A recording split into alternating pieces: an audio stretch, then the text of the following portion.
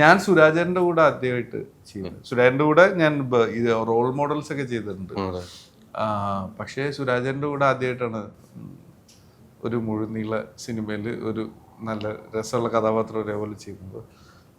ചില സീന് ഞാൻ ഹോസ്പിറ്റലിൽ കിടക്കുന്ന സീൻ ഞാൻ വെറുതെ ഇങ്ങനെ ആലോചിച്ചു. അപ്പം ചിരിച്ചാൽ അത് പറഞ്ഞ വലിയ രസമൊന്നുമില്ല. സിനിമ കാണുമ്പോൾ സുരാജേട്ടനെ ചെറിയ ഭ്രാന്തൊക്കെ ആക്കി ചെയ്യുന്ന സീനാന്ന് വെച്ചാൽ സുരാജേട്ടൻ മറ്റേ ആക്ഷനിൽ സുരാജേട്ടൻ ഇംപ്രവൈസേഷന്റെ ആളാണല്ലോ. പക്ഷെ സുരാജ് ക്യാരക്ടർ പിടിച്ച് ചെയ്യുമ്പോൾ സുരാജ് ഇംപ്രവൈസേഷനിലേക്ക് എത്തൂലല്ലോ.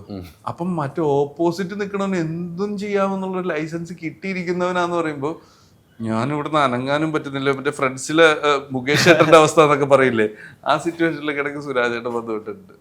എന്റെ ക്യാരക്ടറിനും ഉണ്ട്. അത് ഞങ്ങൾ വെറുതെ ആലോചിച്ചാണ്.